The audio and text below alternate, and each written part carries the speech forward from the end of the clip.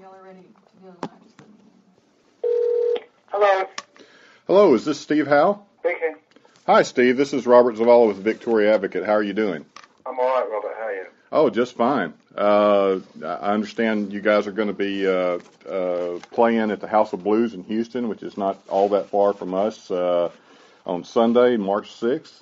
That's right. Okay. Well, just to let you know, Steve, I talked to your publicist, I guess, but just in case that she didn't communicate with you, we're a newspaper in South Texas, not too far from Houston, and we also have a website, and we have this live on our website right now to whoever actually wants to come in and listen, give a listen, and we put it on our Facebook site to let people know. And we have a collection of Yes fans here, 3 or 4 people here from the newspaper who basically wanted to sit in and maybe ask you a question or two, if that's all right. Oh, then sure. Okay, all right. Well, so with this tour that you guys are doing, you have a lineup of yourself, Chris Squire, Alan White, Oliver Wakeman, and help me pronounce the lead singer's name. Is it Benoit? Yeah, that's right, Benoit. Benoit David. And you guys are going to be performing some older pieces and maybe some newer pieces. Will you be looking at any kind of new pieces that you'll be doing?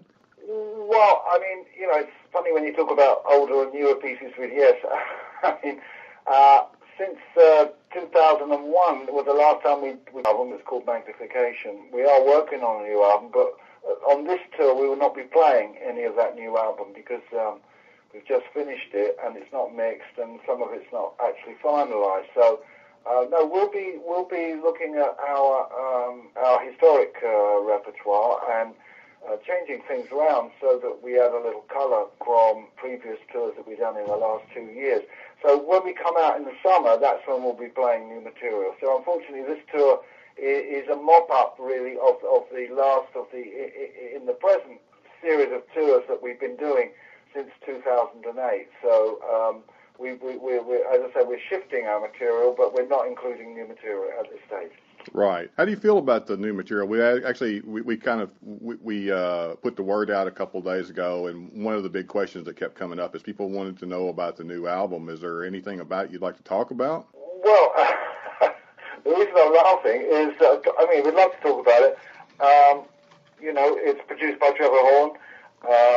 Obviously, that team of Yes and Trevor has got a certain expectation. Not only was he the singer with us with drama, but then he went on to produce 90125 and some of Big Generator while I wasn't in the group. But while I was in the group, and the drama era obviously gives him a lot of credibility. We've some of it is written by Trevor, so he's had quite a serious, large involvement in the album. It's not been a fleeting contact. He's got very involved. And basically, there aren't a lot of songs on it. I mean, what I'm hinting at is that one of them is a very long piece of music, and it's equal to the Close to the Edge topographic Gates Delirium sort of scale of music that we haven't done a great deal of in the last 20 years, I guess. So we're excited about that, and we think it's going to be a very vibrant album. It's going to be very fresh, and we're hoping that people are really going to enjoy it because, to some ways, the last 3 albums we made didn't make me very happy. They weren't very happy albums to make. Magnification, The Ladder, Open Your Eyes, even Keys to Ascension. But we're on a sort of nice thing here, and we think we've got a really neat, stylish, clever album that is a little bit less expected. It's going to be hard to say whether anybody quite expects us to come out with this CD the way it is. So we're excited. Yeah, we're very, very excited.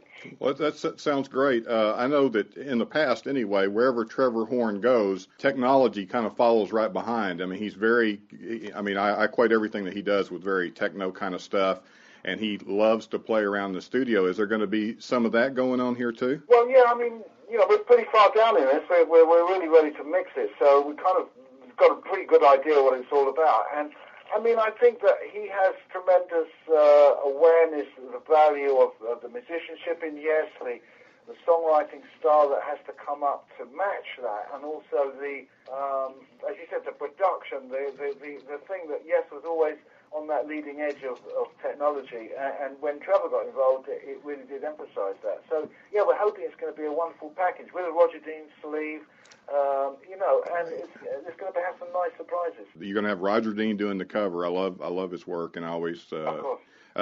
I take it that you guys are good friends. It's one of the few collaborations like that I've ever seen where a band is so tightly connected to an artist, a visual artist. Yeah, well, I mean, funny enough, I blow my own trumpet a little bit there. Obviously, when he didn't do our albums, for 2 albums in the 70s, Going for the One and Tomato, I think we looked dreadful. I mean, really dreadful. I mean, I've never seen a guy's bum on a Yes album sleeve before, and I don't really want to trash, and although Hypnosis were very good with Pink Floyd and things like that, I did have a lot of respect for them, but I don't think they really understood Yes, and it was a hard act to follow Roger. And all I'm trying to say here is that the friendship, the way that happened, the mistake of that was about Roger falling out with certain members of Yes, but he didn't fall out with me because hence not only did he do drama, but he did Asia and also was involved in GTR project, Anderson, Bruford, Wakeman Howe. So obviously there was a thread running through it, and it was actually me that was holding Roger into my projects, because he came home and did Asia when I did that, and then he helped with GTR, and then he did ABWH. Meantime, Yes, got album sleeves coming out, without Roger's work on them, and I think that was a real change. But I think what's evident now is that Roger has been involved long term with us, in our merchandising. That logo is a sensation, it's never let us down. He's a great guy, and of course Roger's done some of my own solo sleeves too, so I value that relationship. We don't live in each other's pocket, we have a lot of space between some of our calls, but then when we get back together, there's a certain keenness that we have, and I greatly value that, because a group without an image is a group without an image. Yeah, right. Steve, when it comes to, you were talking a while ago a little bit about the complexity and the length of music that you did during the Topographic Oceans era and Close to the Edge, which was considerably long. I mean, I remember clearly when those albums came out, you guys were as big or bigger than a lot of the contemporaries who probably get more airplay years later now just because they had shorter pieces. Do you guys ever just look back and go, maybe we should have recorded a couple of shorter pieces, or do you not even think about that? No, we don't think about it a lot. I mean, I think we tried that when the long pieces started, Atlantic, there was a piece out called, a single out called Total Mass Retain, which was one of the segments of Close to the Edge. And yeah, I mean, it was tried. They used to pull pieces out of, and I dare say that the same thing will happen on our album, our new album, is that they'll take the big piece and they'll try to run with a couple of the short segments from it.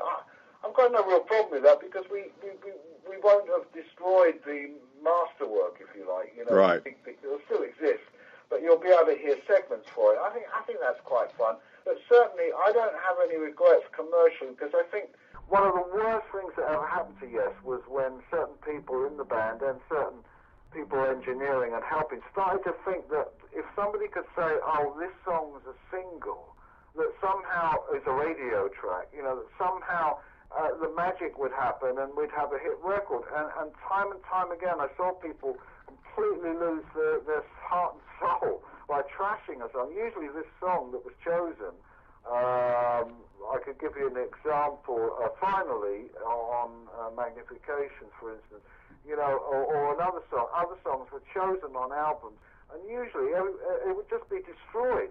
Because of the quest for commercialism, the mistaken quest for commercialism, these songs would get trashed out. In other words, people would edit them, they'd play rubbishy things on them, but they were supposed to be like. So I don't want to cheapen Yes. I don't want to even say sorry about the 20-minute pieces. I say to hell with it. That's the way, certainly Colin and I wrote in those days, when we wrote pieces like Awaken together, and we didn't want to compromise. We were uncompromising, and I don't think it often. I mean, the way Yes gets success is through quality and not necessarily commercialism. I mean, Over the Lonely Heart is a commercial song. There's no doubt about it.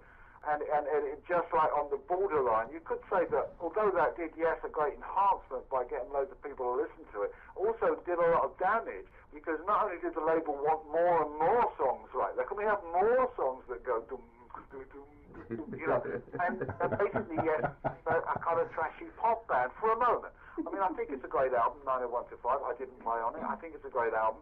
But there again, it had this sold out kind of thing, but it worked. You know, we had a big hit record. So no, I would like to steer away from commercialism. And sure, we could have a number one single, but I don't want it to be a compromise. You know, I don't want it to be a piece of bubble gum that guys of 40, 50, and 60 years old are actually playing into the hands of commercialism. You know, right. I don't want to do that. It's a long answer. Sorry. Right. You know, I was looking over your discography here before we got on, and I thought I was a good collector of Yes, but this discography that you've been connected with is huge. So just a real short question, do you ever sleep? Well, I mean, I've been head-hopping. What with Asia having 2 albums out, you know, since we reformed in 2007, and then I got to the point where I'd done, I think it was 10 solo albums, most of which were self-written, self-produced. So I got to a point a few years ago where I said, hang on a second, maybe I shouldn't drive myself quite so mad, but that's when the Asia Yes sort of thing got going again. So I've been like really not focusing very much on solo output, even though I've had Motif Volume 1, Homebrew Volume 4, and also Spectrum of about 3 years ago, which was fully instrumental guitar record. So I do this stuff, and then I think, wow, I'm just too busy now to do it with Asia and Yes at the moment. But next year, and as this year goes by, you know, there will be a project later in September released by me, a solo project that I'm not going to tell you much about. But that will follow the Yes release, and then, so when you ask me, do I say, well, I know that's a sort of humorous approach to am I a workaholic? And I guess I am, but, you know, for a musician, I suppose there's 2 ways a musician can live. He's either sitting waiting for the phone, or he's ignoring the phone because he's really got too much to do. There's not really much of a middle road, you know, because, you know, ideally, of course, one would mix life with work and music. But I mean, my life is music, and that's very much evident. But you know, unfortunately, the contact I have with my wife and my 4 children is so compelling, and it's so that in a way they're, if you like, they're the stays, they're the foundation of me being able to do this. Because yeah, I do work a lot. I am going from one project to another, and soon, you know, I hedge hop a bit after a Yes tour. I have 3 weeks off, and then I go and play with Asia. But you know, I mean, Asia's making room for Yes this year because Yes have got a very important year of release. We're most probably going to go to Japan. We're going to come back and play Europe in the autumn, and also, you know, places like the UK and Russia and all this stuff. But in the middle, we're giving two legs to America. This shorter March one and the longer one in July. So yeah, I mean, I work pretty hard, but I mean, I've got to admit, being a guitarist and making the decisions I've made about being a vegetarian, the meditation, I get a car, I get a driver, I do the tours the way I have to, not just, I don't just throw myself at them. So I've got my own level of privacy, my own way of traveling, my own way of eating. This keeps my brain sane, and I don't go crazy or go over the edge on being over the top. But so really, it's because I've learned how to do this that I can do so much. I think, you know, you do have to learn the ropes, you do have to get in sync. And yeah, my mind and body is pretty in sync with touring, and but I love recording, which we've been doing, of course. So I can alternate those, and then yeah, I take these breaks. My wife's just been over here as well with one of our daughters, and so we you know, we don't exactly. I mean, I tell you what, there's a huge sacrifice I and my family have made so that I could be part of all this, and it's kind of over the top, really, how big a sacrifice that is, but you know, nobody really wants to hear about that. That's more of a secret side universe. But you know, it is there, and it does take some balancing. Otherwise, I just want to know that somebody's going to tell me, like, hang on, you've reached that point where maybe you've got to stop doing this. But while my playing keeps improving, while I've got new musical ideas, and while I'm in demand, of course, I'm going to keep working this along. But with a sensibility of maintaining health, good diet, contact with the people I love, and my own choices. I like to say this. When people say to me, can I have an autograph? I always say yeah. When they say, can I shake your hand? I always say no. If they take a photo, I always say no. I've got my rules. I have to stick with them, and if our fans can work with it too, that's great. Because if they ask me a question, there's two answers. One is yes, and one is no. And I can't change that. I can't shake hands with 300 people in a week, and I won't be photographed. I'm a bit of an American Indian here. I don't know that I want to be in everybody's photo album, smiling with I don't know. That is reality, and I stick by that 100%, unless I'm in an environment where somebody reaches me on a compassionate level, and I think this photo is important. But that doesn't mean to say I think they're not, the other ones are unimportant, but I can't deal with them, So right. I've got my rules, and that's what keeps me sane. That's what keeps me doing all this stuff and being so busy. Right, I understand. Let's, Steve, real quick, we got a question here from Nick Rogers. He's one of our editors. Go ahead, Nick. Yes, Steve.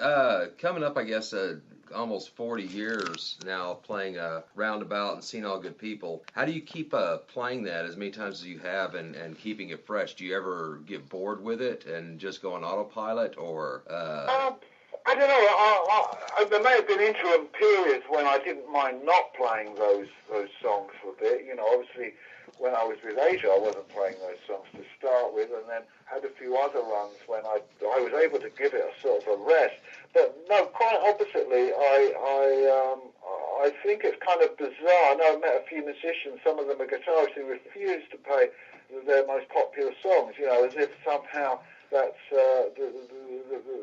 cheapening their lives. Well, in fact, that would be a bit like, say you went to see Beethoven and he wouldn't play, Symphony Number 3 or something. I'm kidding, but I'm just sort of saying that if you're connected with something, you should be proud of it. And if you're not proud of it, then please stop playing and go away. I'm immensely proud of Play Out Mood for a Day, Roundabout, Seeing the Good People. These are things that I helped invent. I co-wrote Yours in No Disgrace, and I wrote my own pieces. So obviously, if my writing's involved, I'm always going to be happy. And people, particularly I'll say about Clap, which I don't play every night. I vary my solo spot repertoire all the time. But when I do play Clap, I play it because, hey, I play this piece. It's a really good piece to play. And so therefore, Roundabout, Seeing the Good People, they are going to be tough ones to not play. And I don't know that I have a problem with playing them. I mean, I love the beginning of Roundabout is a thrill to play on stage. Gets great reaction. But if we ever sounded tired and we couldn't play it well, then I think we ought to stop. But what Yes have been doing over the last couple of years is kind of re-establishing the absolute rigidity of the arrangements that exist in Yes, because I personally object to ex-Yes members going out playing a Yes song, particularly Turn of the Century, and not adhering, 1, to the melody, 2, to the chord sequence, 3, to the bass, to the bass chord sequence. So important. So anybody who goes out and sings those songs with the wrong words, the wrong chords, the wrong bass part, the wrong harmony, I don't want to play with them. I can't play with them because I adore Yes music. I adore all the music that I've been part of. And whether it's tomorrow playing My White Bicycle, I'd like to play that the same. I'd like to, because when Bob Dylan started doing songs different, I stopped going to concerts. I don't want to hear I Want You in a different way. I don't want to hear Rolling Stone without the I'm like a Rolling Stone. I mean, what is that song? Unless you go, how does it work? Tell me. I'm so irritated by people messing around with their music or our music and playing it with disrespect. Because, if you just scat some part of Yours Is No Disgrace or Turn of the Century, you're not my friend. I want to hear from you. Get out of my life.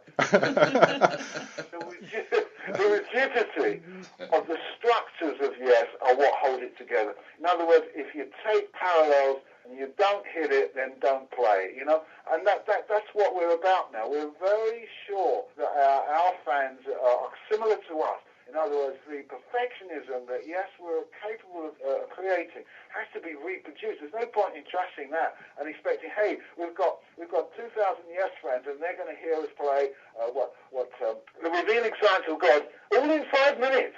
We've got it all down to 5 minutes, it's not 20 minutes, and we've changed all the chords, changed all the words, and we've taken it off the beginning. Personally, I would say give it a rest. Steve, if you got time, we got at least one question from an online listener here. Sure, yeah, we're good for another 5. Okay. Yes, this one's from Alex. He was wondering what type of recording equipment you used in the studio earlier in your career. Well, I think I've caught the question. What kind of recording equipment I'm currently using with Yes? Did you ask that? Earlier in your career. Oh, early in the career? Yeah. Oh, well, I mean, wow. We've talked about recording quite a bit being in the studio. Sometimes you pop back and say, what about when it was like this? Obviously, the number of tracks, we're now working on Pro Tools, which is a system that is now synonymous with recording all over the world.